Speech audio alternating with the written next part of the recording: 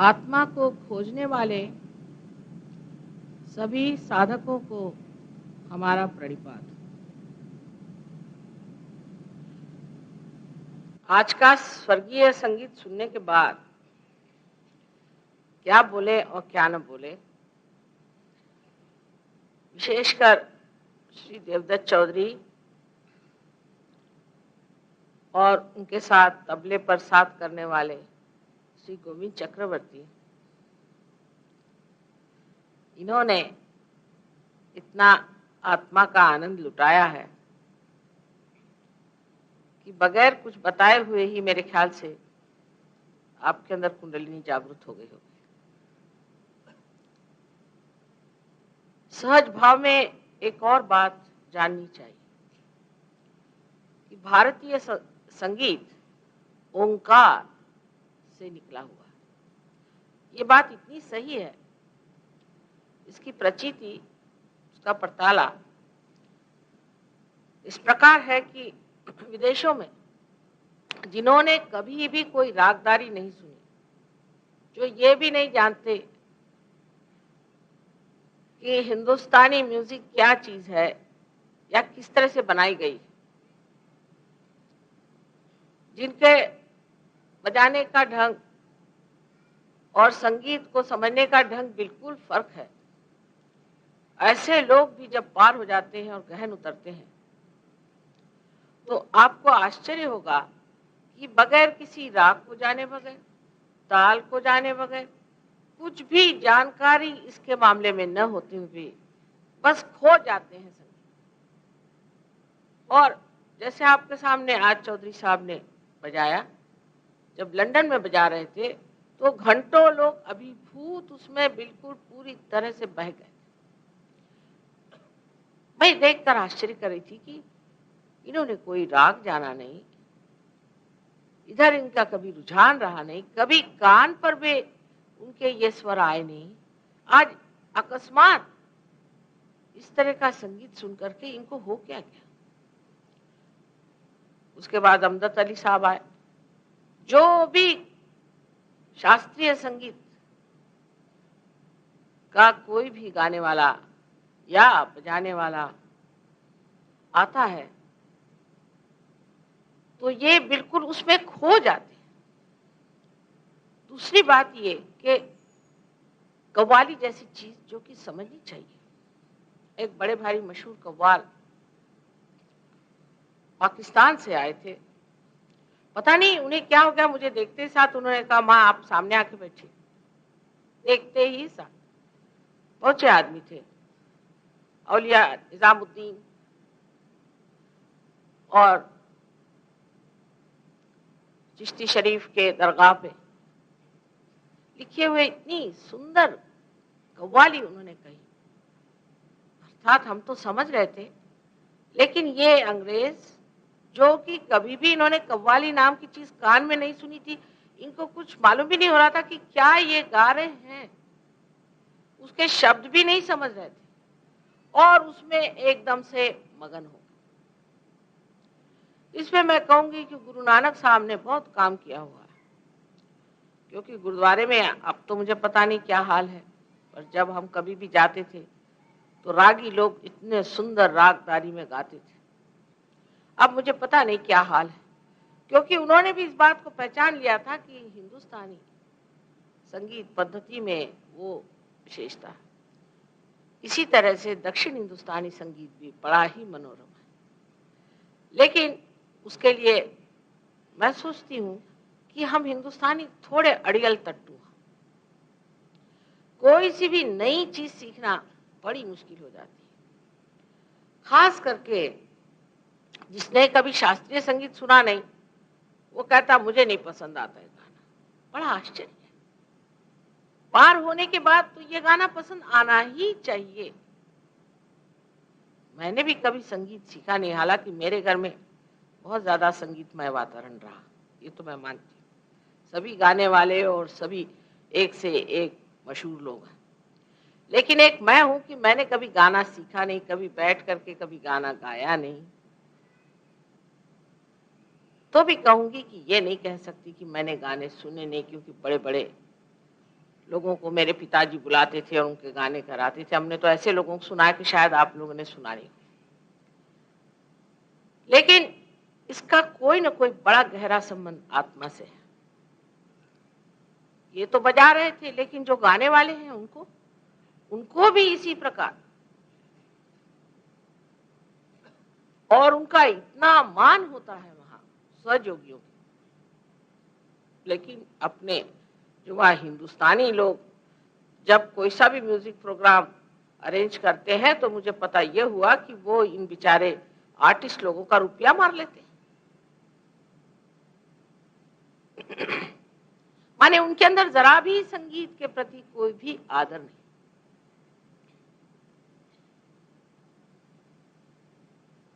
कुछ हिंदी भाषी लोगों में ये भी जिद होती है कि दूसरे किसी की भाषा ही नहीं सीखते। जैसे अंग्रेज का हाल है, एक बार आप अंग्रेजी सीख लेते हैं फिर आप कोई भाषा सीख नहीं सकते। पर अंग्रेज कभी भी दूसरों की भाषा नहीं सीख पाते, क्योंकि सब अंग्रेजी बोलते, और अगर बोले भी बड़े मुश्किल से तो ऐसा लगता है अंग्रेजी ही बोल रहे हैं। यही हिंदी भाषी लोगों का। अब अगर उन्होंने कभी रागदारी को सुना नहीं तो उनको रागदारी पसंद नहीं आती। लेकिन इनको देखिए ना, आपसे भी ज्यादा तादाद में लोग वहां सुनते हैं इनका संगीत। आशा है आपके भी हृदय के द्वार खुल जाएंगे और आप भी आत्मा के इस झंकार को सुनेंगे। मुझे तो ऐसा लगता है ये सारा संगीत मेरी आत्मा को झंकारता है, और उसमें झंकार कर उसकी प्रतिध्वनि आप लोगों तक पहुंच रही है। ये संगीत अपने अंदर चैतन्य भर के सब में बहता है, इसमें से चैतन्य बहता है।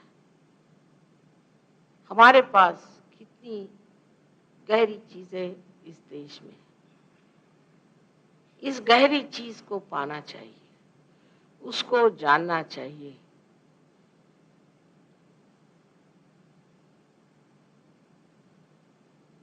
तब आप समझ पाएंगे कि आत्मा की गहराई आपके अंदर जम गई। अहंकार के कारण भी मनुष्य कभी कभी ऐसी बात कर देता है कि उसके अंदर आत्मा का जागरण कठिन हो जाता है। कल मैंने आपसे बताया था कि धर्म का महात्म्य क्या है, और आज सवेरे मैंने आश्रम में बताया कि सहज धर्म क्या है। सहज धर्म क्या है? आज आपसे मैं बताने वाली हूं कि धर्म की क्या आवश्यकता है और किस प्रकार हम आत्मा को प्राप्त होते हैं। धर्म की आवश्यकता संतुलन के लिए।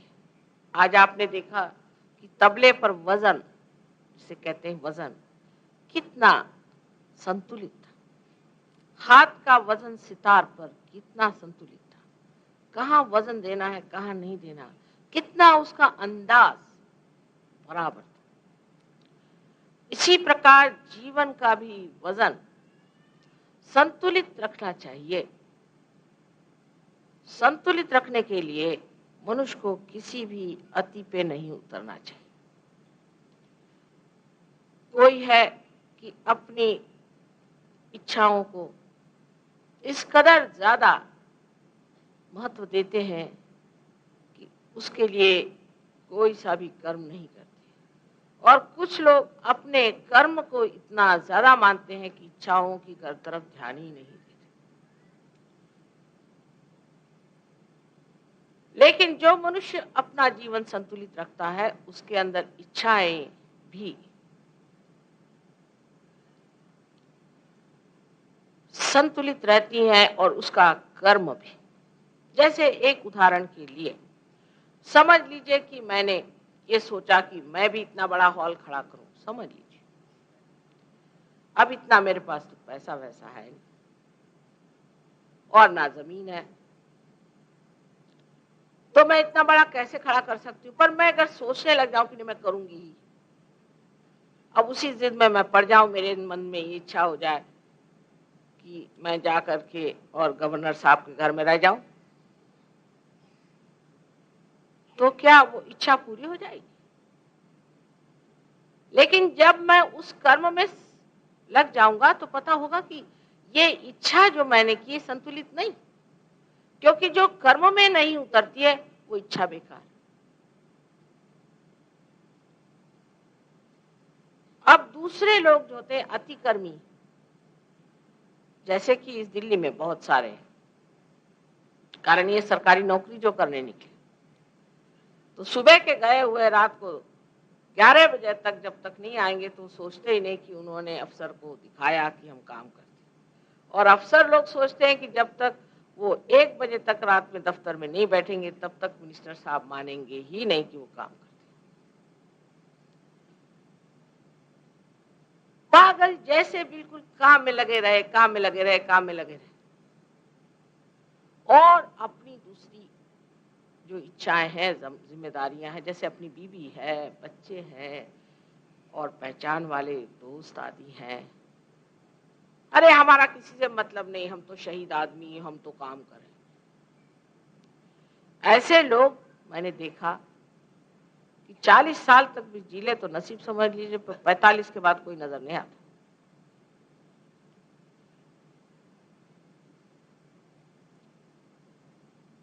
लेकिन जो आदमी संतुलित होता है वो काम भी अच्छा कर सकता है, बढ़िया काम कर सकता है, एफिशिएंट भी होता है और उसका बुढ़ापा भी अच्छा करता है। लेकिन आप ऐसे अनेक लोग पाइएगा कि जो पागलों की तरह काम पर लगे रहते हैं, और काम जितना हो रहा है अपने देश में उसके बारे में जितना कहा जाए उतना ठीक है। और सब लोग काम बहुत करते, मुझे तो कोई काम दिखाई नहीं देता। जो जहां खुदा पड़ा है वहां खुदा पड़ा है, जो बिगड़ा पड़ा वो बिगड़ा पड़ा है।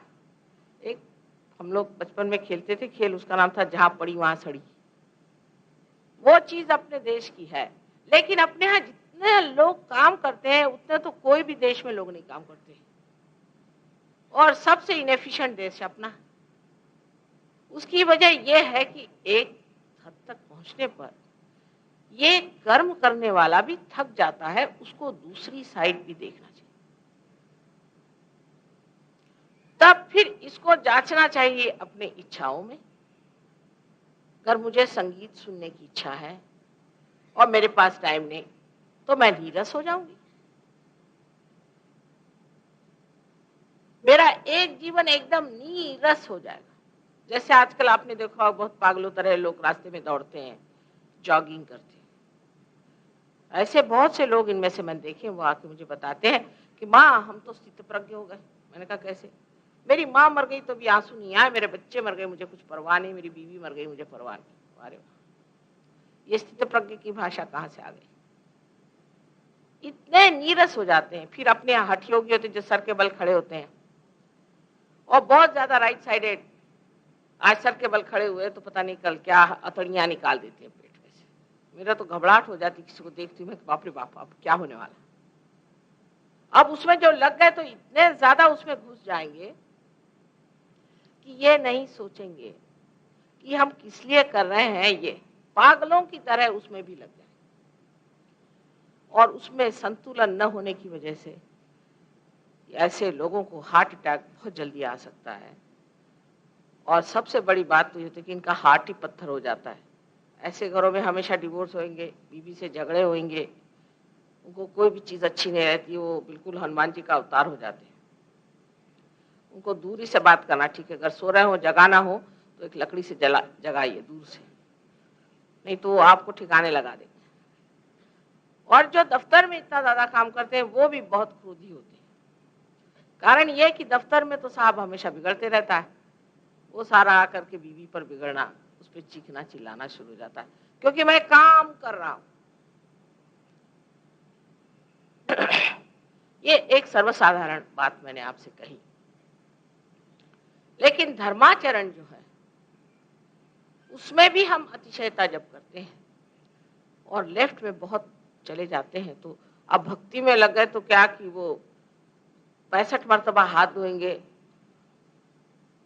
और 80 मरतबा पैर धोएंगे। सहयोग में भी कुछ कुछ लोग ऐसे पागलों तरह करते हैं। मैं देखती हूँ कि मैं भाषण दे रही हूँ और अपने चक्र चला रहे हैं पागलों की तरह, सर पे वो दे रहे हैं, बंधन दे रहे हैं। अरे इसकी कोई जरूरत है? हम बैठे हैं ना सामने, इसको ठीक कर रहे हैं, उसको ठीक कर रहे हैं। ये अतिशयता जो है इसे छोड़ देना, बीचों बीच रहना। अब कोई अगर बहुत ज्यादा ये सोचे कि मैं तो साहब किसी काम का नहीं, खासकर गजरिया लोग, शराब पीने वाले लोग, शराब पीने वाले हमेशा रोते रहेंगे और कहेंगे कि साहब मुझसे दुखी कोई नहीं, सब दुनिया इनको देख देख दुखी होती है। अब ऐसे लोग लेफ्ट में चले गए। ऐसे लोगों को भूत पकड़ लेते हैं, भूत। जो अपने को कहता है मैं बड़ा बुरा हूं, मैंने बुरे काम किए तो सारे बुरे काम वाले आपकी खोपड़ी पे आके बैठ जाएंगे। और जो राइट साइड में बहुत जाते हैं, इनको भी एक तरह के भूती पकड़ते हैं और उनको राक्षस कहिए। जैसे कि हिटलर ने राक्षस बिठाए थे जर्मन लोगों पर, वो राइट साइडेड मूवमेंट कि हमसे बढ़ के कोई नहीं, हम सबसे महान है और हम चाहे सबकी गर्दन काटें। इस तरह से आंखों पे खून चढ़ जाता है, फिर जिसको चाहे उसको मारते फिरते हैं। उनको लगता है ठीक है हमको मारना ही चाहिए। इस प्रकार के दो तरह के विक्षिप्त लोग अतिशय में आते हैं, और जो अतिशयता अगर ज्यादा हो जाए तो मनुष्य के लिए बड़ी हानिकारक होती है।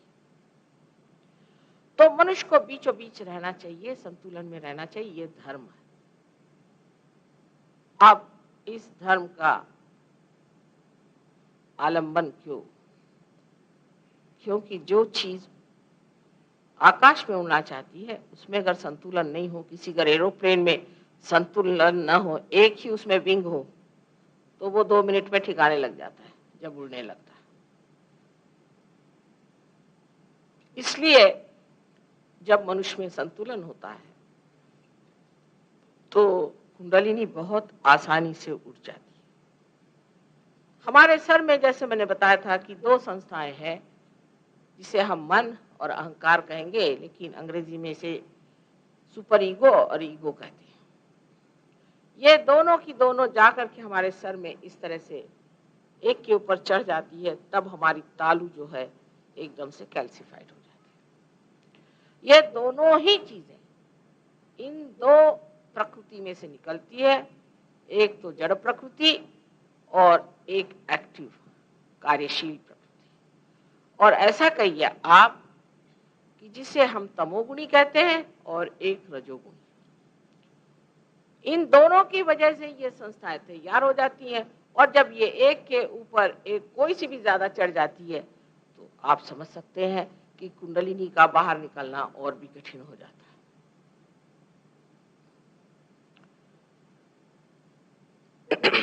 अब जब कुंडलिनी का जागरण होता है, जो कि शुद्ध इच्छा है, तो कुंडलिनी इन चक्रों से गुजरती हुई हर एक चक्र को पूरी तरह से आलोकित करती हुई आखिर ब्रह्मरंध्र में आती है और यहाँ पे भेद करके और यहाँ से बाहर निकल आती है।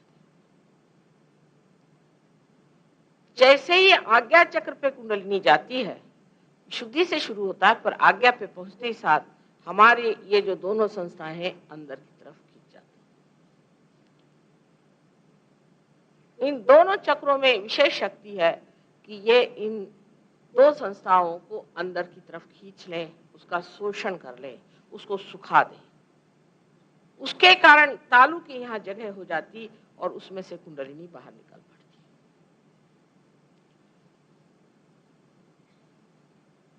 अब आत्मा के बारे में हमने सुना है कि आत्मा सच्चिदानंद स्वरूप,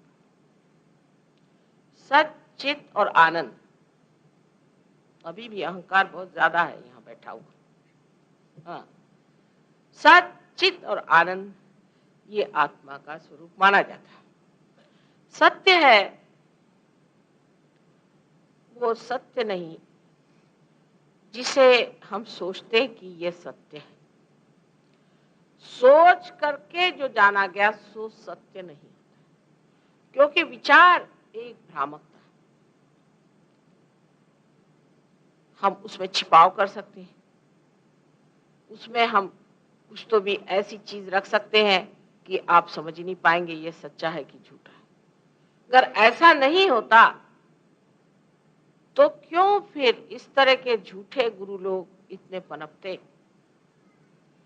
दुनिया में कितने झूठे लोग संसार में कितना ज्यादा आक्रमण कर रहे हैं, कितनी बड़ी जगह पे लेकर बैठे हुए। ये कैसे घटित होता है? ये क्यों घटित होता है? वजह यह है कि हमको केवल सत्य मालूम नहीं, हम जानते नहीं कि सत्य क्या है। अब समझ लीजिए, हम आपके सामने कुछ भी कह रहे हैं, कुछ भी कह रहे हैं, क्या ये हम सत्य कह रहे हैं या असत्य कह रहे हैं? क्या आप कह सकते हैं कि हम बिल्कुल सत्य कह रहे हैं, सत्य के सिवा और कुछ नहीं कह रहे हैं और यही केवल सत्य है? नहीं कह सकते। हो सकता है हम भी कोई झुठला रहे हो सकता है। ये भ्रम बना ही रहेगा। कब तक? जब तक आप अपनी आत्मा को प्राप्त नहीं होते। जब आपकी आत्मा आपके अंदर जागृत होती है तो नस नस में वो शक्ति बहती है जिसे चैतन्य कहते हैं, जिसके द्वारा आप जान सकते हैं कि ये सत्य है या असत्य है। जैसे अभी आपको डॉक्टर साहब ने बताया कि उन्होंने सत्य को किस तरह से जाना। आप भी सत्य को तभी जान सकते हैं जब कुंडलिनी का जागरण होकर के आप निर्विकल्प में समा जाते हैं। उससे पहले आपको हाथ इस्तेमाल करने पड़ते हैं। जहां आप देखते हैं कि इस उंगली में आ रहा है और इसमें नहीं आ रहा, तो क्या हो गया? ये तो आज्ञा की उंगली है, आज्ञा की उंगली है। तो इसका मतलब ये कि मुझे अहंकार हो गया। अब आके साफ कहेंगे माँ मेरा आज्ञा ठीक कर दो, माने मेरा अहंकार ठीक कर दो। और आप सोचिए किसी आदमी से अगर कह दीजिए काफी दूर खड़े होकर के भी कि तुझे अहंकार हो गया, तो हो गए फिर आप कल्याण आपका। पर स्वयं ही मनुष्य आकर के आपसे कहेगा कि अरे बाप रे ऐसा मेरा आज्ञा पकड़ रहा है। क्योंकि जो अहंकार एक बार सुखावह लगता है, आनंददायी लगता है, हाँ हाँ क्या कहने, हमको हार पहना है, बड़ी हमारी सबने बड़ी वाह वाह करी, हमारा जय जयकार हुआ, इससे जो आदमी बहुत खुश हो जाता है, वो पार होने के बाद उसका सर दुखने लग जाता है। जैसा ही उसका अहंकार चढ़ जाएगा, अरे बाप रे इतना सर में दर्द हो रहा है माँ, मेरा तो आज्ञा चढ़ गया, तो वो भागता है ऐसी चीजों से जो उसे अहंकार दे। वो फिर प्रयत्न करता है कि किस तरह से मैं अपने अहंकार को न बढ़ने दूं। ये तो मेरे अंदर जैसे कोई एक बलून बैठ गया है, जरा सा कोई अच्छा शब्द कहता फट से चढ़ जाता है मेरे सर पे। तो वो अपने अहंकार से दूर हट के उसे देखता है, आहा चढ़ गए फिर घोड़े पर, चलो उतरो। उससे पहले आदमी ये नहीं जानता कि वो अहंकार में बैठा है। जब उसका अहंकार उसे दुख देगा तभी वो समझता।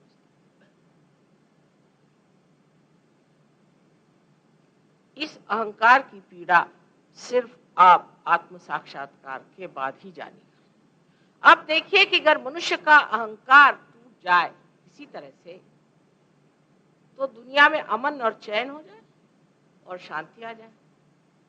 दुनिया में बहुत से लोग हाथ जोड़ के बात करेंगे, साहब मैं क्या कहूँ, मैं तो आपके चरणों की धूल है, और अहंकार इतना बड़ा बोझा सर पे लेकर के और ऐसे इससे बात करेंगे कि मनुष्य सोचेगा क्या, हो क्या नम्र मनुष्य है।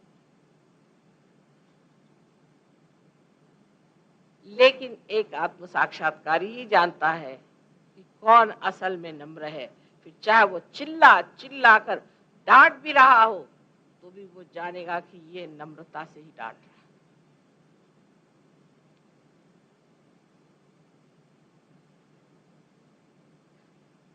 अहंकार का काम दूसरों का नाश करना है, लेकिन वो अपने को भी नाश करता है। तो सत्य को मनुष्य जानता है अपने आत्मा के प्रकाश में, और वो देखता है कि मेरे अंदर यह अहंकार है, उसे वो त्याग देता है। इसीलिए कहा जाता है कि सत्य स्वरूप आत्मा है। आत्मा का ये प्रकाश है जिसमें मनुष्य सत्य को देखता है। किसी ने पूछा, साहब आपने कैसे जाना हमें ये बीमारी? कैसे जाना? हमारे आत्मा के प्रकाश में। हमारे आत्मा के प्रकाश में आप आ गए और हम जान गए कि आपको क्या शिकायत है।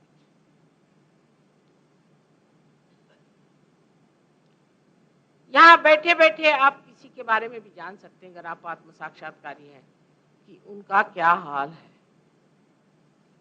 एक दिन निक्सन साहब के बारे में मैंने कहा, जरा निक्सन का हाल तो देखो क्या हो रहा है। तो सहयोगी ने हाथ किया, माँ ये क्या हो रहा है, हमारे तो सारे हाथ झपझप हो। मैं कहा समझ गई, इसीलिए मैंने कहा था पता कर लो तो बाद में तुम्हें समझ आएगा। मुझे तो समझ आ गया था, लेकिन मैंने कहा ये भी देख ले।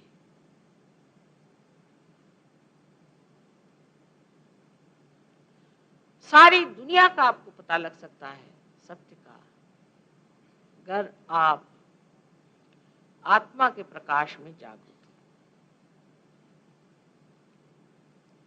अब हमारे यहाँ भारतीय भूमि पर बहुत सारे स्वयंभू स्थान हैं। आप आत्मा के प्रकाश के बगैर कैसे जानिएगा कि ये स्वयंभू है या झूठे है?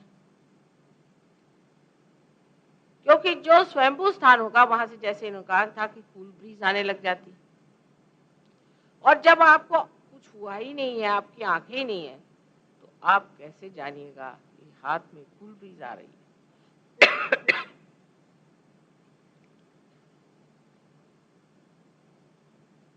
केवल सत्य जानने के लिए केवल आत्मा होना चाहिए। आज का सहयोग इस प्रकार हमने बांधा है कि किसी तरह से थोड़ी सी तो भी रोशनी इनके अंदर आ जाए, थोड़ी सी धुंधली सी भी आ जाए। कुछ सफाई की जरूरत नहीं, कंदील को पहले सफाई करने की जरूरत नहीं, उसको करते करते जन्म बीत गए। अब पहले इनके कंदील में दीप जला दो, फिर यह खुद ही देखेंगे कि इस कंदील में यहां से दाग है, यहां से दाग है, खुद ही साफ कर लेंगे। जब आत्मा का प्रकाश आता है और मनुष्य जब आत्मा से निगडित हो जाता है, आइडेंटिफाइड हो जाता है, तो वो देखता है कि मेरे आत्मा का प्रकाश इसलिए नहीं जा रहा है क्योंकि मेरा कंदील जरा खराब है, इसको साफ कर लो। और उस कंदील के प्रकाश में ही उसका शरीर, उसका मन, उसकी बुद्धि, अहंकार आदि जितने भी दोष हैं सब एक साथ साफ हो सकते हैं। कोई कहे कि अंधेरे में आप कपड़ा धोइए, तो कोई नहीं धो सकता। तो सर्वप्रथम ये जानना चाहिए कि अभी तक हमने सत्य को जाना नहीं है, इसलिए आत्म साक्षात्कार के बगैर हम सत्य को जान नहीं सकते। आजकल लोग लड़ते हैं इश्यूज के लिए कि चलिए अब यहाँ पे न्यूक्लियर वॉर होने वाला है, उसके लिए आप झगड़ा करें कि न्यूक्लियर वॉर नहीं होना चाहिए, फिर और कुछ उठा लेंगे। इस तरह से एक एक चीज बना के उसको लेकर के लोग झगड़ते हैं। लेकिन ये बनाया किसने है न्यूक्लियर वॉर? मनुष्य ने, मानते हैं आप? अगर मनुष्य ही परिवर्तित हो जाएगा तो न्यूक्लियर वॉर कहां से रह जाएगा? और अगर मनुष्य परिवर्तित नहीं होगा तो परमात्मा भी उसको बचाने के लिए क्यों सोचेंगे? बेकार की घरे में ऐसे दीप, आप जानते हैं जो हम जलाते हैं दिवाली के रोज, वो मिट्टी के दीप टूटे फूटे होते हैं, उनको फेंक देते हैं। उनको कौन जी से लगा के रखेगा? लेकिन अगर ऐसे दीप तैयार हों कि जो निरंतर जलते रहें, तो सारा संसार बच सकता है। कहते हैं कि अगर साड़ी का एक छोर भी बच गया तो सारी साड़ी बच सकती है। इसी प्रकार थोड़े से सहयोगी भी इस संसार को बचा सकते हैं, न्यूक्लियर वॉर को खत्म कर सकते हैं। सारे वातावरण को वो संभाल सकते हैं, पर वो एक दशा आनी पड़ती है। जब तक वो दशा नहीं आती, जब तक इतने लोग यहाँ नहीं होते, तो ये कार्य बन नहीं सकता। जो लोग सहयोग में आते हैं, सिर्फ लेक्चर सुनने और चले जाते हैं, उनको पता होना चाहिए कि उनको खबर हो गई है और थोड़ा सा सुन भी लिया और थोड़े पार भी हो गए, लेकिन अगर उसमें वो उतरे नहीं तो इस संसार में जो कुछ भी होगा उसके वो जिम्मेदार। अभी मैं किसी घर खाना खाने गई थी, वहां एक प्रोफेसर साहब आई, कहने लगे अगर माता जी आए तो मैं दर्शन के लिए आती। दर्शन के लिए पहुंच गई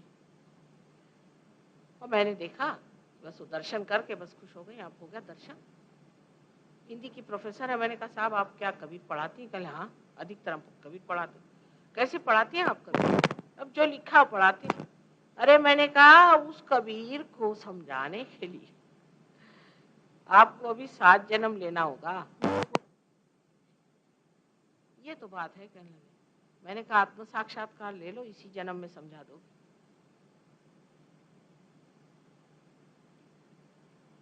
लेकिन वो नहीं, उनको टाइम नहीं है ना। तब उस जमाने में टाइम तो होना चाहिए था, क्योंकि वो लोग सब स्ट्राइक पे थे। एक स्ट्राइक से इतना ही फायदा हो सकता है कि कोई लेक्चर में तो आ ही जाते हैं लोग, लेकिन उनको टाइम नहीं, क्योंकि एक इश्यू ले लिया, उसके पीछे हम लड़ रहे हैं। ये आत्मा का जागरण मनुष्य को अत्यंत शांति प्रदान करता है, क्योंकि सर में कोई विकल्प नहीं रह जाता। अंदर से मनुष्य एकदम शांत हो जाता है। जैसे कि आपने एक रथ का चक्का देखा होगा कि रथ का चक्का परिधि पे, सरकमफेरेंस पे घूमते रहता है, लेकिन इसका बीचों बीच का जो मध्य बिंदु है उसको तो पूरी तरह से स्थित होना पड़ता है, स्टेडी होना पड़ता है, नहीं तो चल ही नहीं सकता। जब आप पार हो जाते हैं तो उस मध्य बिंदु में आप उतर जाते हैं, जहां खड़े होकर आप देखते हैं सारी परिधि घूम रही और आप शांत बैठे। आप किसी भी चीज से विचलित नहीं होते। आप देखते हैं सारा नाटक और आप विचलित नहीं होते। आप में साक्षी स्वरूपत्व आ जाता है। जैसे कि उठते हुए पानी में और गिरती हुए लहरों में मनुष्य घबरा जाता है, लेकिन नाव में बैठने के बाद वो देखता है मौज से उसे। इसी प्रकार मनुष्य जब आत्मा की नाव में बैठ जाता है तो किसी चीज से विचलित नहीं होता, उसमें शांति प्रस्थापित हो जाती है। अंदर की शांति से ही बाह्य की शांति आने वाली है, और बाह्य की शांति से अंदर की शांति नहीं आती, क्योंकि बाह्य में जो शांति बनाई गई है ये सब कृत्रिम है, आर्टिफिशियल। हम लोग कहते हैं चीनी हिंदी भाई भाई, है क्या भाई? आज एक दूसरे का मुंह नहीं देखते।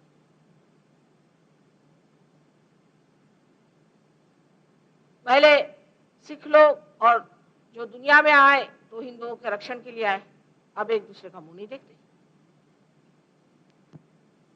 सब दोस्ती कैसे खत्म हो गई? क्या हो गया? हम क्या भूल गए? वजह यह है कि सबको जोड़ने वाला जो एक सूत्र है वो ये आत्मा है, या कहना चाहिए कि वो सूत्र ये कुंडलिनी है और आत्मा उसके अंदर एक मणि स्वरूप है। इस सूत्र को इस मणि में पुरोया गया, और जब सभी एक हैं तब लड़ाई किससे होने की है? तो दूसरी जो हमारे अंदर स्थिति आती है, जो सत्य, वो ये कि हम सामूहिक चेतना में जागरूक हो जाते हैं। सामूहिक चेतना का मतलब कलेक्टिव कॉन्शियसनेस, माने हमारी जो आज मनुष्य की जो चेतना है वो सीमित, ये असीम की चेतना अंदर आ जाती है कि आप अपने उंगलियों पे जान सकते हैं कि दूसरे आदमी को क्या परेशानी और आपको क्या परेशानी। यहाँ बैठे बैठे जैसे मैंने कहा, आप निक्सन का हाल जान सकते हैं। उसी प्रकार आप हर एक के बारे में जान सकते हैं और हर एक को ठिकाना लगा सकते हैं। माने बुरे मार्ग नहीं, अच्छे मार्ग।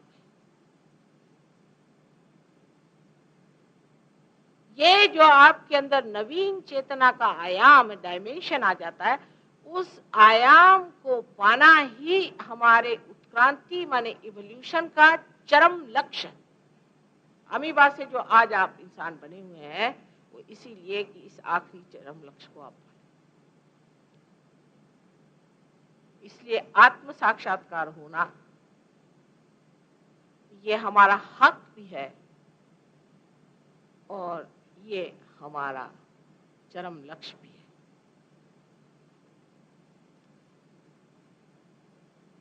तीसरी चीज कि जो चित्त होता है ऐसे आदमी का या ऐसे इंसान का जिसमें आत्मा का जागरण हो गया, वो चित्त समय पर उसी क्षण पे ठहरा रहता है। ये नहीं अगली पिछली बात कुछ नहीं सोचता, उस क्षण खड़ा है। जैसे अब आप मेरे सामने बैठे हैं, सब मेरे सामने चित्रवत ठाड़े, अब मैं सब आपको देख रही हूं, मुझे मालूम आप कौन है, कहाँ बैठे हैं, क्या है।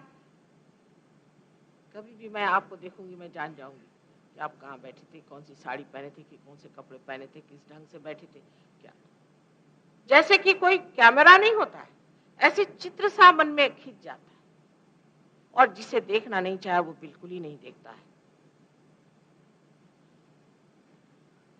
तो आपका जो चित्त है वो जागृत हो जाने की वजह से अपने ही आप धर्म जागृत हो जाता है। कि धर्म है ये चित्त स्वरूप हमारे उदर में, पेट में फैला हुआ है। क्योंकि चित्त की जागरणा होती है, मनुष्य जो चीज देखता है वो चाहे दूसरा न देखे, लेकिन वो देखता भी है, जानता भी है और समझता भी है। इसके अलावा वो करामाती भी है, उसका इलाज भी कर सकता है। जब आपके अंदर सारी ये शक्तियां हो सकती हैं विराजमान, तो क्यों ना अपने चित्त को आलोकित कर ले। जबकि दीप भी है, दिया भी है और ये चित्त की फैली हुई आभा भी है।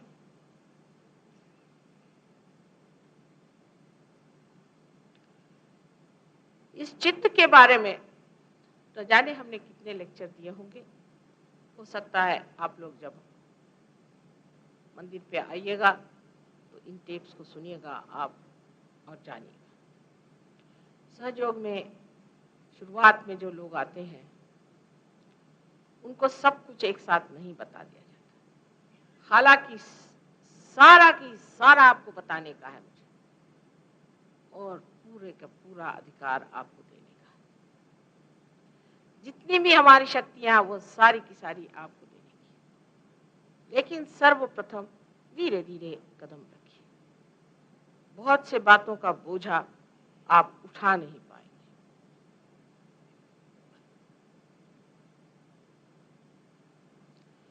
इसलिए सूझबूझ से पहले आपको परिपूर्ण किया जाएगा और आप धीरे धीरे जब अपने कदम बढ़ाएंगे तब आपके सामने सारा सत्य प्रकट होगा और उसको फिर आप उसकी प्रचिति आप कर सकते हैं, उसका पड़ताला ले सकते हैं कि बात ठीक है,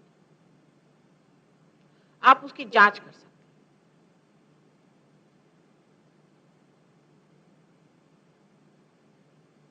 पर सबसे महान चीज जो आत्मा की है वो आनंद, वो भी केवल आनंद।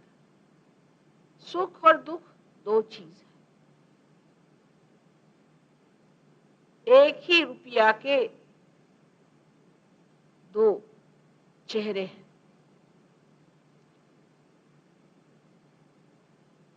कभी सुख तो कभी दुख, दुख तो कभी सुख। मनुष्य सोचता है क्या तमाशा। जब आत्मा की बात होती है तो केवल आनंद होता है, लेकिन जब आपका अहंकार तृप्त होता है तो सुख लगता है, और जब अहंकार दुखता होता है, और या तो प्रतिअहंकार मन में कुछ दुख हो जाता है तो दुख लगता है, सीधी बात। चाहे इस घड़े में पानी डालिए, चाहे इस घड़े में पानी डालिए, जिस घड़े में पानी है वहीं उसका असर दिखाई देगा। लेकिन केवल आनंद ये दशा होती है कि जहां सुख और दुख दोनों के ओर देखा जाता है। जैसे कोई नाटक होता है, नाटक को देखते देखते कभी कभी लोग सोचते हैं कि हम ही शिवाजी महाराज है, तलवार निकालने लग जाते हैं। बाद में पता होता है तो नाटक था, हम तो नाटक देख रहे थे। इसी प्रकार आपके नाटक टूट जाते हैं और फिर सिर्फ आनंद, आनंद में मनुष्य विभोर रहता है, उसमें सुख और दुख की भावना नहीं। आनंद एक तीसरी दशा है जिसके लिए मैंने आपसे कहा कि जिन्होंने कभी भी संगीत को सुना नहीं, जो जानते नहीं कि रागदारी क्या है, वो कहते हैं माँ ये आनंददायी चीज है।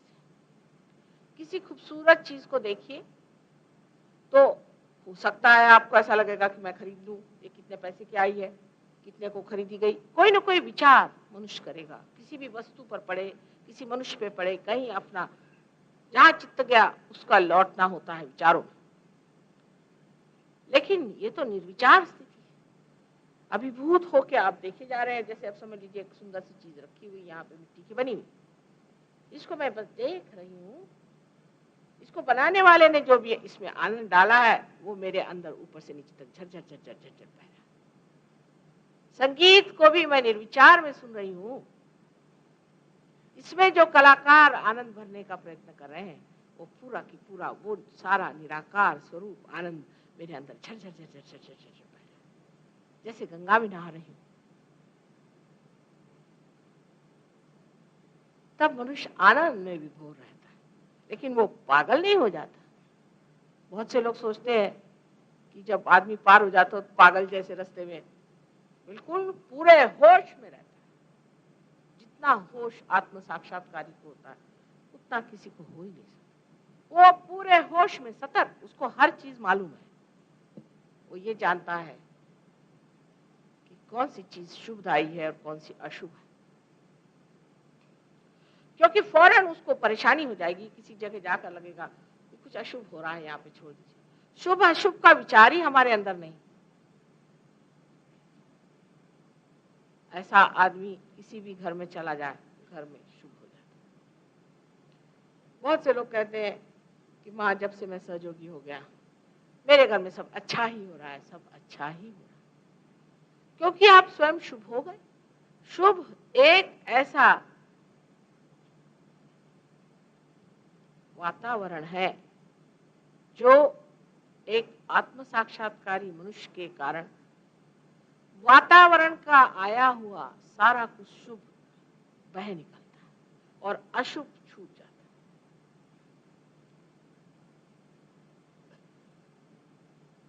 ये एक आनंद की लहर देहातों में बड़ी जल्दी आ जाती है, क्योंकि वो सोचते नहीं।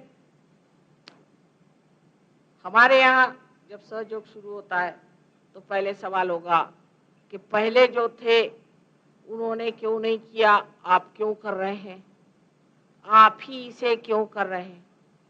ऐसे नानाविध विचार दिमाग में। वो नहीं हुआ तो बैठे बैठे ये सोचेंगे कि भाई माता जी कह तो रहे हैं पर पता नहीं ये है क्या चीज, इसको पता लगाना चाहिए कि माता जी के बाप कौन थे, उनकी माँ कौन थी, उनके भाई कौन थे, उस तरह।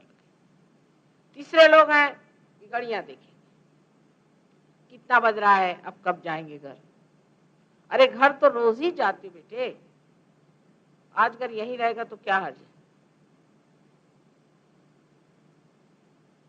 हम तो 4 महीने से घर नहीं गए वापस, आप ही लोगों के सेवा में घूम रहे हैं। तो वो इत्मीनान जिसे कहते हैं जिंदगी का, बैठे हुए आप आराम से। अब एरोप्लेन पकड़ना है, अभी एरोप्लेन आया नहीं, घर में भगदड़ मच गई, जाना है जाना है जाना है, सब लोग आफत। पर एक आत्म साक्षात्कारी देखता रहेगा ये क्या पागलपन हो रहा है साहब, प्लेन तो देर से आने वाला है।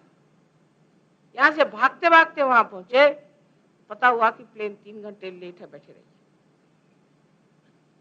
लेकिन एक आत्म साक्षात्कारी जानता है कि प्लेन लेट है, हंसता है, चलो यहाँ बैठे हैं, सिर्फ वहां जाके बैठ जाएंगे। वे पागल लोगों को कौन कहे, अपना सुनेगा थोड़ी, छोड़ो।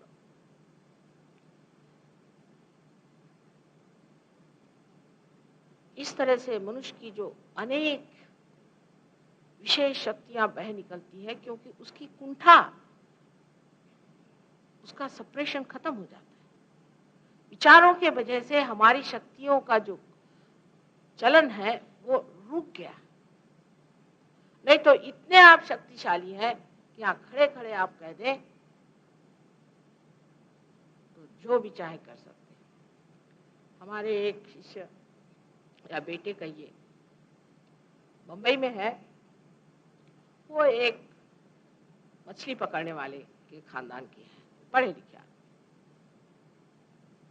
एक दिन उनकी इच्छा हुई कि दूसरे टापू में जा करके सहयोग पे भाषण दे।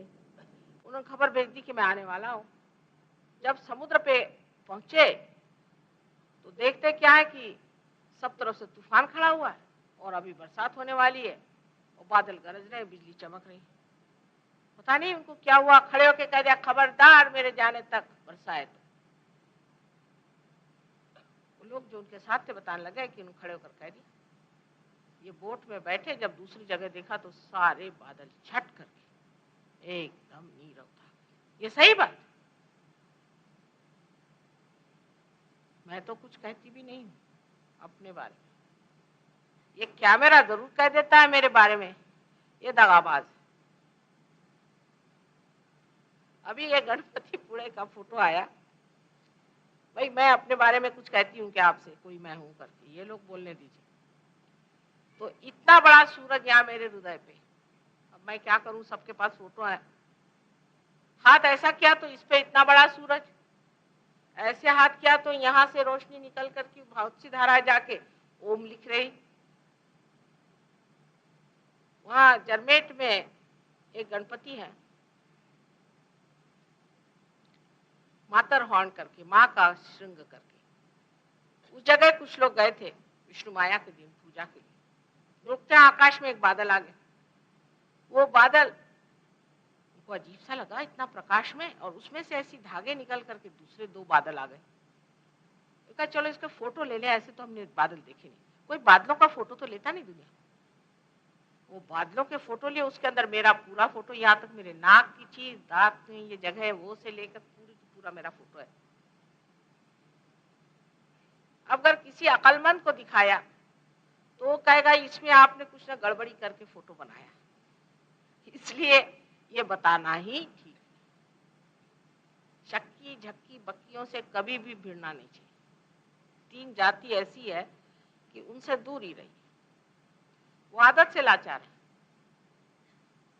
इस प्रकार अनेक तरह के फोटो, जैसे अभी एक फोटो आया उसमें मेरे अनेक हाथ दिखाई दिए। मैंने कहा ये कैमरा है कि तमाशा है, हर चीज में मुझे जुटला देता है। मैं तो कहती हूँ मैं सर्वसामान्य आप ही की जैसी। एक जगह एक छोटे से स्कूल में बैठ करके भाषण दे रहे थे, वहां मियाँ की टाकरी उसका नाम है। मैंने कहा यहाँ कोई बड़ा भारी संत हो गया, कहले हाँ उनका नाम मियाँ था, हो गया। मैंने कहा ठीक है। भाषण देते देते मेरे ऊपर 7 बार लाइट की वो आई, पर मैंने किसी से बताया नहीं कि लाइट आ रही। मैंने कहा अच्छा आप बस करो बस करो, ऐसे मैंने कहा। वो सारा की सारा इस कैमरा ने पकड़ लिया। एक महाशय हम बैठे हुए थे, शायद पूजा हो रही थी, वो हमारे सामने से गुजर गए, उनके थ्रू हम कैमरा में आए। है बात सही? इस तरह की अनेक बातें होते रहती। ये तो रही कैमरा की बात, लेकिन जो दूसरे आश्चर्यजनक बातें हमारे जीवन में होती रहती हैं, उससे मनुष्य फिर सोचता है कि कुछ तो सच्चाई है, झूठा नहीं है, ये कुछ गलत बात नहीं है, चलो फिर ठीक, अब इस पे चलते चलो। फिर धीरे धीरे धीरे चलता है। आनंद के सागर तक पहुंचने में कुछ कुछ लोगों को 5 से 10 साल तक, 12 साल तक, किसी किसी को तो 14 साल लग गए। लेकिन एक देहात का सहृदय आदमी उठता है और चला, कूद पड़ा उसमें। अरे माँ, हम तो खो गए, अब हम है कहाँ जो कुछ गए। ये बड़े भाग्यशाली लोग अपने देश में, करोड़ों ऐसे बैठे हुए हैं। अब दिल्ली में कोशिश कर रहे हैं, देखो कितने की अकल ठीक बैठती है। हाथ जोड़ के सबसे यही कहना है कि अपने आत्मा का प्रकाश प्राप्त करो। कहाँ समय बर्बाद कर रहे हो? ये समय फिर आने वाला नहीं है। ये घड़ियां लगा करके आप जो टाइम देख रहे हो, वो इसीलिए कि ये समय बचाने का है, इसलिए नहीं कि बॉल रूम में जाके डांस करो और सिनेमा में बैठ कर। आज सबने कहा माँ देर से प्रोग्राम करना, लोग टीवी देखते हैं। सच बात, मुझे बड़ा आश्चर्य हुआ।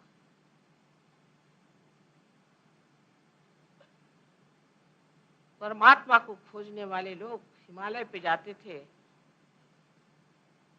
और आज आपके घर ही गंगा बह के आई है, और अगर आप इसको स्वीकार नहीं करेंगे तो इसका दोष मुझ पे तो नहीं लग सकता। इस आनंद की राशि को, इस संपत्ति को, संपदा को आप अगर नहीं स्वीकार करना चाहता है तो कोई जबरदस्ती तो नहीं ठूस सकता। लेकिन सबूरी शब्द इस्तेमाल किया है हमारे शिरडी के साईनाथ ने। सब्र चाहिए, हमें सब्र है, आपको भी अपने लिए सब्र चाहिए। वही सबूरी नहीं है। हर आदमी बहुत बिजी है, क्या कर रहे साहब? एक दूसरे का सर फोड़ रहे, या क्या कर रहे? शराब खाने में बैठे हुए हैं। उससे भी कोई भला काम कर रहे होंगे, पता नहीं, उससे भी और भी भला होंगे ही काम। जो आदमी इस तरह से इन चीजों में लुटा रहता है, ये समय बहुत ही महत्वपूर्ण है। अपना समय बर्बाद हो रहा है, और जब मेरे ऊपर बात आती है तो हर आदमी पहुंच गया मेरे घर पे। मैंने कहा घर पे आओ, मैं बहुत होशियार औरत हूँ। मैंने कहा घर पे आइए, मैंने नहीं कहा था कि मैं आपसे मिलूं। घर पे आइए, माने ये कि वहां आप बैठ के ध्यान करिए, वहां 4 और सहयोगी होंगे, वो आपको देखेंगे। तो माता जी हमसे क्यों नहीं मिले? अरे मिल के क्या करना है?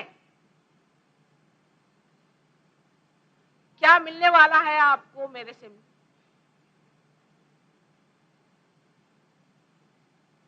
ये तो अंतर योग है ना, उससे मिलके क्या होने वाला है? मैं कोई मिनिस्टर हूं जो मुझसे मिलना चाहती हूँ? मुझसे मिलना है तो अपने सहस्त्रार पे मिलो। बाहर के मिलना ऐसा तो बहुतों से हुआ, सब बेकार ही लोग। लेकिन जो मुझे सहस्त्रार पे मिलेगा वही कहेगा कि माँ ने कुछ दिया मुझे।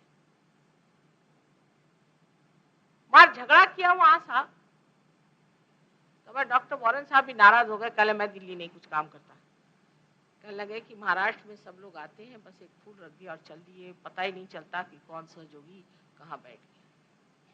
तो यहाँ तो आए और हमारा हक, तो मैंने सोचा कल यूनियन बना के ना आ जाए कि माँ तुमने हमें हक दिया नहीं। क्या भाई, हमसे आप मिली नहीं सबसे। संसार में हम आपसे मिलेंगे, लेकिन चोटी पर मिलेंगे आपसे, वहां आप पा लीजिएगा व्यर्थ की बातों में और व्यर्थ के झगड़ों में मत फंसिएगा। ये सब चक्करबाजियां हम ही चलाते हैं, इसलिए इन चक्करों में आप मत आइएगा। माँ आज मिली नहीं तो रूठ के बैठ गए।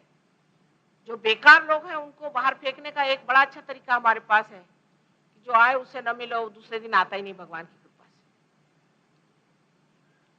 ये हम ही चक्कर चलाते, मैं आपसे फिर बता दूं, क्योंकि बेकार लोगों पे मुझे सर नहीं खपाने का, तो किस तरह से उनको भगाया जाए। सच्ची बात आपसे बता दूं, मैं माँ हूं, झूठ क्यों बोलूं। तो जो आए उनको मिलो नहीं, उनमें से जो सच्चा होगा कल आएगा और नहीं तो नहीं आएगा। मुझे आपसे वोट नहीं लेना, कुछ नहीं लेना, सिर्फ मुझे आपको परखना है। परखने का और तरीका बता दीजिए आप मुझे, कोई है क्या? बगैर परखे तो गुरु लोग तो कुछ नहीं देते थे, वो तो उल्टा टांगते थे, फिर कुएं में उतारते थे, 4-5 मरतबा नहलाते थे, फिर 2-4 झापड़ लगाते थे, फिर गधे पे बिठाते थे, पता नहीं क्या क्या करते थे। पढ़िए तो आश्चर्य हो जाए। एक साहब को एक गुरु के पास भेजा तो उसको खड्ड में गिरा दिया, उसकी दोनों टांगे तोड़ डाली। अब उसकी टंगड़ियां वो गले में डाल के मेरे पास आया। मैंने कहा ये क्या भाई? मैं कह माँ थोड़ी तुम्हारी निंदा करी। मैंने कहा मेरी क्या निंदा करी तुमने उनसे? तो मैंने उनसे कहा कि माँ तो जिसको देखो उसको, हर नत्थु खैरे को भी पार करा देती है। ये मैंने आपकी निंदा करी तो ये गुरु ने मुझे मेरी टांगे तोड़ दी। तो मैंने कहा आप क्या और क्या कहा? कहले जाओ वो माँ के पास, वही तुम्हारी टांगे ठीक करेगी, मैं नहीं करने वाला। मैंने कहा अच्छा भाई मैं कर देती तेरी टांगे, अब मत जाना वहां। तो गुरु लोग तो जो असल गुरु होते हैं पहले ही से उधर से पत्थर फेंकते हैं। जब आप 25 पत्थर खा लेंगे तब कहेंगे अच्छा आजा बेटा, एक आध आ जाए तो अच्छा। अब माँ क्या करे? असल लोग को पकड़ने के लिए तरीका यही अच्छा होता है कि भाई माँ मिलती नहीं है, जिसको आना है आए, और जो असल होता बस वो आके बैठ जाता है ध्यान में, आनंद में लुट जाता है। जिसको गरज नहीं है उसके पीछे दौड़ने वाला सहयोग नहीं है। परमात्मा कोई आपके चरण छू के नहीं कहेगा कि साहब आप सहयोग में आ जाइए, आपको हम पार करा देते हैं।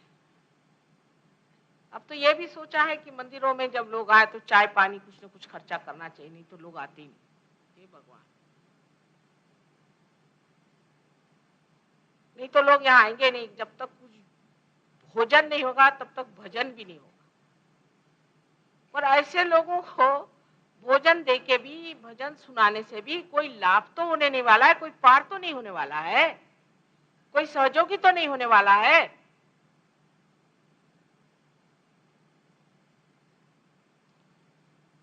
अपने यहाँ युद्ध में बहुत से बाजार वाले भी जाते थे, लेकिन सहयोग के युद्ध में बाजार वाले नहीं चलने वाले। जैसे कि कहा है रामदास, त्याला पाहिजे जातीचे, इसको चाहिए जिसमें जान है। वीरों का काम है, मूर्खों का, मूढ़ों का, अहंकारियों का ये कार्य नहीं है सहयोग। ये समझ लेना चाहिए। आप लोग आए हैं, सर आंखों पर पार हो जाइए और अपने गौरव में और अपने शक्ति में उठिए। बेकार समय बर्बाद मत करिए। पहले 1-2 महीने जरा मेहनत करने पे आप बहुत आसानी से मात कर सकते हैं। कोई इसमें बहुत तकलीफ नहीं है, कोई पैसा नहीं है, कोई ऐसी चीज नहीं है। अपने आप आपका जीवन सुगठित हो जाएगा, आपकी बीमारियां भाग जाएंगी। लेकिन सबूरी चाहिए। जैसे कल एक साहब, मेरी बीबी को तो तबीयत भी नहीं ठीक हुई, एक दिन वो आए हो गया, आज कह रहे थे कि तबीयत ठीक हो गई। अब भाई किसी में 1-2 दिन लग भी जाए तो क्या है, थोड़ी सबूरी चाहिए। और वर्तमान में रहने का प्रयत्न करें, वर्तमान में रहने का प्रयत्न करें, निर्विचार में रहने का प्रयत्न करें। बस बहुत आसान तरीके हैं, और इन आसान तरीकों से अगले वक्त जितने आज आप यहाँ बैठे हुए हैं, सबके सब एक महान वृक्ष की तरह गुरु बन के यहाँ बैठे, तो मैं आप सबको वंदना करूं। एक माँ की यही इच्छा है कि जो कुछ हमारा सब है आप लोग ले लीजिए। हमारे लिए हमारा सब व्यर्थ है। अगर आपके अंदर ये चीज नहीं आई तो हमारा भी जीवन व्यर्थ ही है। आज कोई प्रश्न वश्न पूछे नहीं शायद? तो भाई क्वेश्चन है?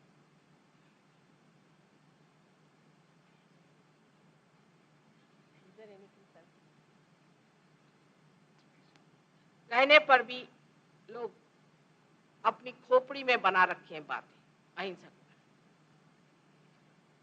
मैंने आपसे पहले कहा था कि जिस आदमी को जो चीज माफिक आती है वो खाना चाहिए। लेकिन अपने से जो बड़े जानवर हैं उनको मार के खाने से आपके भी मसल्स वैसे हो जाए। आपसे जो छोटे जानवर हैं उनको तभी खाना है जबकि आपको उसकी जरूरत है, और उनको खाने में कोई भी दोष नहीं होता।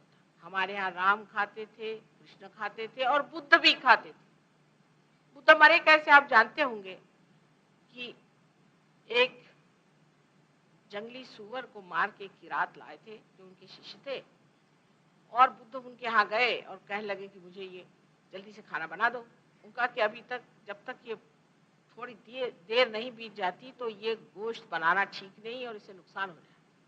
लेकिन उनको कहीं जाने का था, जल्दी में कहा जैसा भी दे दो, उसी से वो मर गए।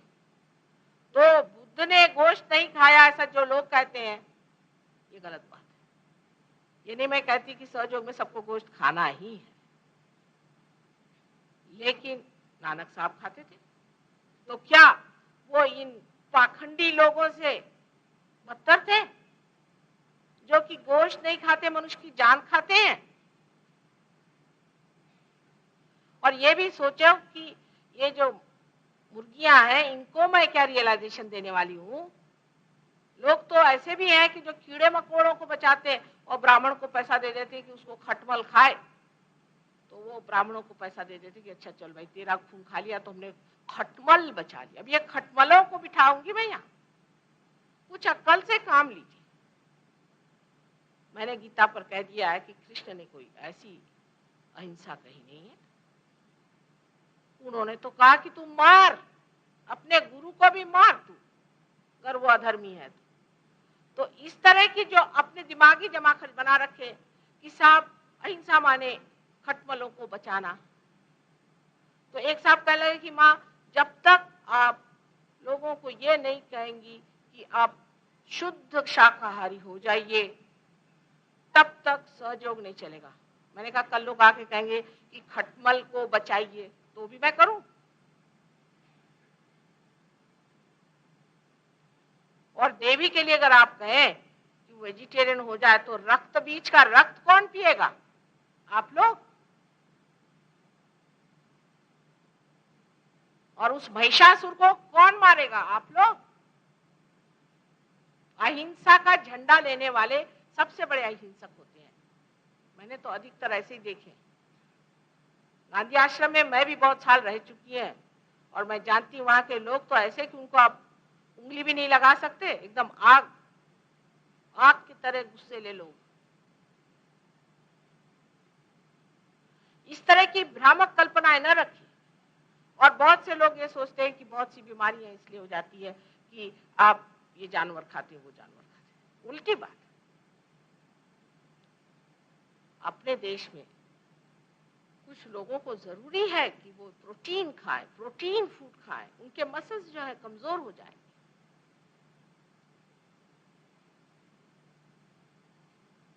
इससे अनेक बीमारियां हो सकती है अगर आप प्रोटीन नहीं खाएंगे तो।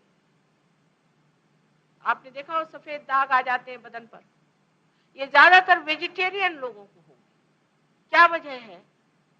उनके अंदर प्रोटीन नहीं है तो उनका लिवर जो है लिथार्जिक हो गया, और जरा सी उनके अंदर बाधा आ जाएगी या पोस्टमन तेल वगैरह ऐसा कोई तेल उसका खाएंगे मूंगफली का, तो उनके वो सफेद दाग आ जाएंगे। ऐसे लोगों का इलाज ही है कि वो प्रोटीन खाएं। तो फिर सोयाबीन खाएं, खाइए। हाँ, क्योंकि कोई कोई लोगों में ये है बचपन से कभी खाया नहीं तो हीक भरी है, छोड़ो उसको। लेकिन अंग्रेजों से मैं कहती हूँ कि तुम लोग वेजिटेरियन हो जाओ, क्योंकि ये बड़े आतताई लोग हैं, सब पे जबरदस्ती करते हैं। ये थोड़े वेजिटेरियन हो जाए तो अच्छा, या सभी हो जाए तो बहुत ही अच्छा है। लेकिन क्या होता ही नहीं वेजिटेबल। जहाँ बैंगन आपको 50 रुपए सेर मिलता है वहां क्या करेगा। और ये सोचना चाहिए कुछ कुछ ऐसे देश हैं जहाँ बिल्कुल भी सब्जी नहीं, जैसे कि ग्रीनलैंड है, वहां बिल्कुल सब्जी का एक पत्ता नहीं आता। तो क्या परमात्मा ने ऐसा अन्याय किया हुआ है कि इनसे पाप ही करार रहे? करो। सबसे बड़ा पाप यह है कि आप गोश्त खाएं। ये किसने धारणा दी आपको? उसमें ईसा मसीह चले गए, मोहम्मद साहब चले गए, नानक साहब चले गए, अधिकतर लोग ऐसे चले गए। और जितने गुरु घंटाल आपको बताती हूँ, जिन्होंने रुपया लिया, रजनीश, वो दूसरे को, और ये जो ट्रांसडेंटल सिखाते हैं, ये सब पक्के वेजिटेरियंस हैं, पक्के, लहसुन प्याज भी नहीं खाते। और ये महेश योगी के जो शिष्य, उनको अगर लहसुन दिखा दिए तो नाचने लग जाते ऐसे ऐसे। वो लहसुन से डरते हैं साहब, नींबू दिखा दिए तो गए। जो सब्जी से डरते हैं, ऐसी सब्जी खाने की क्या जरूरत? वीरों का काम है अपने मसल्स बनाने चाहिए। इसका मतलब नहीं कि सब पहलवान हो जाए। फिर वही संतुलन की बात है, संतुलन पे रहिए। आपने देखा होगा, कहना नहीं चाहिए, लेकिन आर्य समाज के बिल्कुल शाकाहारी लोग होते हैं, लेकिन क्या गुस्सा तेज होता है, बाप रे बाप। और उनमें से, आर्य समाजियों में से अगर कोई बुढ़ा हो गया, बस गए। वो इतने बोलते हैं कि समझ में नहीं आता क्या बोले जा रहे, बोलते जाएंगे बोलते जाएंगे बोलते जाएंगे। इतनी एनर्जी ज्यादा हो जाती है उनके अंदर। ये कहां से एनर्जी आती है?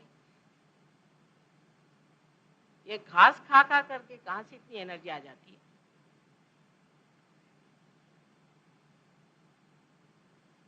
पर इसका ये मतलब नहीं कि कल से आप गोश्त ही खाइए, ये मेरा मतलब नहीं है। संतुलन होना चाहिए। खान पीन विचार में हमारा पूरा समय चला है।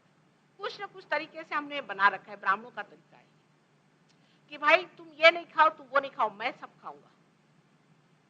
जो गोश्त खाने वाला है, तू गोश्त मत खा, तेरा पैसा बचेगा ना, वो मुझको दे।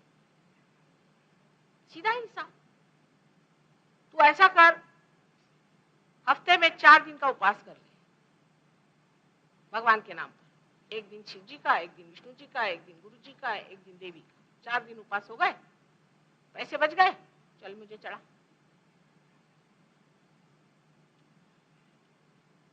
खाना पीना ऐसा खाना चाहिए कि जो हमारे आत्मा के लिए, जो शरीर है, उसका पोषक हो।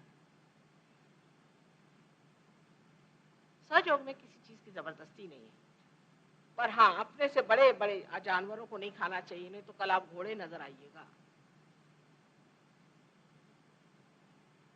अब दूसरी बात ये कि जो हम कहते हैं कि हिंसक पशु को मारने से हम हिंसा करते हैं, तो फिर कृष्ण की बात आई कि किसको मारते हैं, इनको तो कभी का मार डाला है मैंने। पर उससे भी बढ़ के बात मैं साइंस की बताती हूँ, वो खोपड़ी में जल्दी आती है, कृष्ण की बात नहीं समझ में आएगी। वो ये है कि जब आप छोटे प्राणियों का मांस खाते हैं तो उनके शरीर में जो मांस है, उसकी, कहना चाहिए, उसके जो मसल्स हैं, वो हमारे मसल्स के, स्नायु के संबंध में आने से उनकी उत्क्रांति हो जाती है। अब एक सोच लीजिए कि एक मछली है, उसको हायर लाइफ कैसे आएगी? उसके लिए मसल्स चाहिए, वो कहां से आएंगे? एक ये संक्रमण है। जैसे हमारे शरीर में, आपसे बताया था मैंने कि हमारे ब्रेन में ग्रे सेल्स हैं। अब ये ग्रे सेल्स बदलने के लिए हमको सेल्स चाहिए दूसरे, वो कैसे आएंगे? तो पेट में जो आपकी मेद है यानी फैट है, उसको कन्वर्ट करके ब्रेन में जाता है। तो आप कहिएगा पेट को मार रहे हैं आप ब्रेन के लिए। उसी प्रकार जब किसी जानवर की मसल्स अपने संबंध में आते हैं, तो सारी सृष्टि को अगर आप एक सृष्टि समझे और सारे विराट के शरीर को एक शरीर समझे, तो उसी शरीर में संक्रमण होता है और उनको हायर लाइफ मिलती है। पर मैं इसलिए कभी कभी कहती हूँ कि इतने जानवर इंसान हो गए कि अब ये ना हो तो अच्छा है।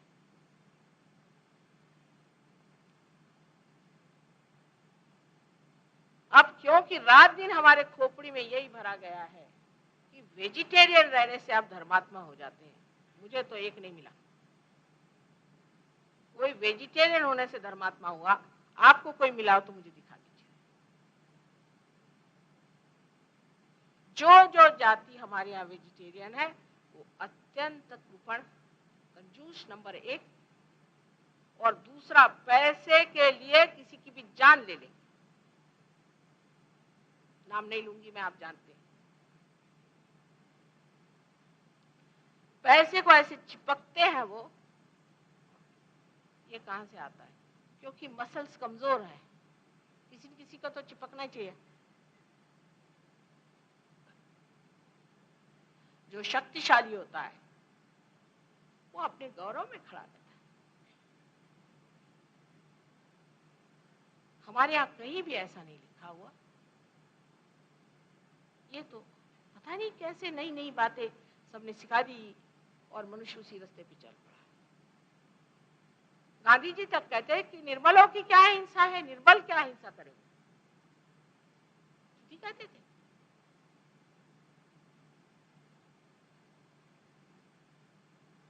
वो कहते थे सबसे पहले अहिंसा करो मनुष्य के साथ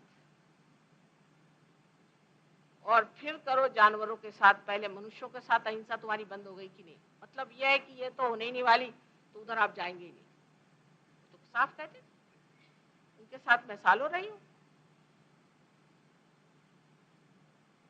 और हो सकता है उस वक्त जरा गुस्से लोगों की जरूरत थी, गुस्सा दिलाने की जरूरत थी, अंग्रेजों को भगाना था, इसलिए वेजिटेरियनिज्म चला दिया होगा। वेजिटेरियन लोग बड़े क्रोधी होते हैं।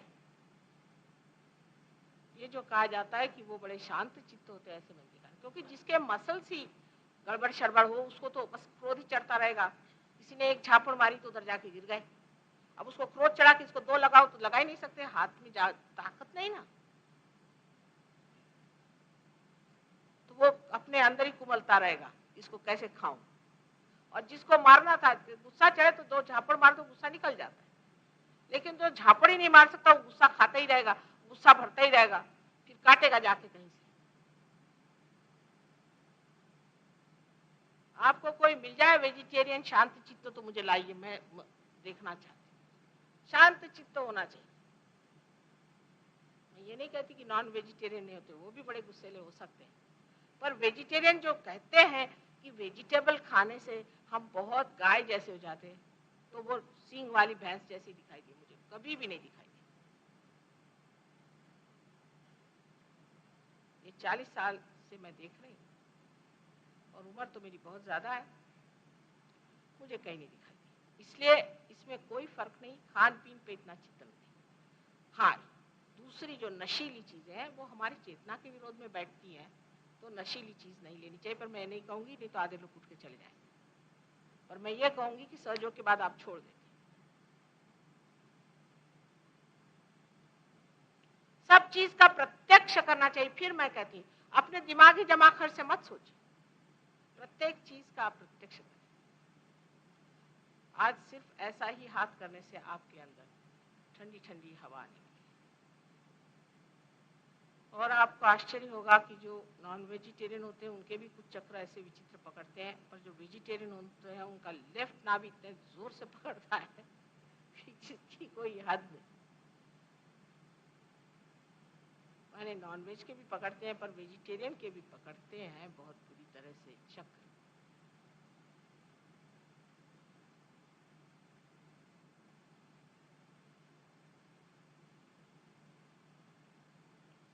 ये तो गुरुओं का तरीका ही है कि जो अब ये फॉरेनर्स आएंगे उनको कहेंगे तुम वेजिटेरियन हो जाओ। ये हमें बताया गया कि स्विट्जरलैंड में 6000 पाउंड लिए गए और सब लोग होटल में रहे और उनसे कहा गया कि देखो भाई तुमको एकदम वेजिटेरियन होना है और तुम्हारे मसल्स जरा से ढीले पड़ने चाहिए, तभी तुम हवा में उड़ सकते हो। वो हवा में उड़ा रहे लोग, और ये गधे लोग 6-6 हजार रुपए खर्च करके गए। 6-6 हजार पाउंड, एक पाउंड माने करीबन 15-16 रुपये। वहां पहुंचे, बता रहे हैं कि उन्होंने ऐसा मेनू बनाया था कि 6 दिन तक आलू उबाल कर जो पानी होता वो पानी पीने का, पानी प्राशन माने जैसे। उसके बाद में आलू का छिलका खाने का एक दिन, और आखिरी दिन अगर आपकी थोड़ी जान बची रही तो आप आलू खा लीजिए बगैर नमक के। उसके बाद ऐसे ही हवा में आप उड़ने लग जाइए। और सिर्फ 6,000 पाउंड इसकी कीमत दीजिए। और उसका गुरुजी बस के बैठ करके उन पर खूब उनको हंसी चढ़ती कि क्या बेवकूफ बनाए, क्या बेवकूफ बनाए, क्या बेवकूफ बनाए। वो गिगल करते, गिगल। ऐसी बेवकूफी की बातें मैं आपको नहीं बताने वाली।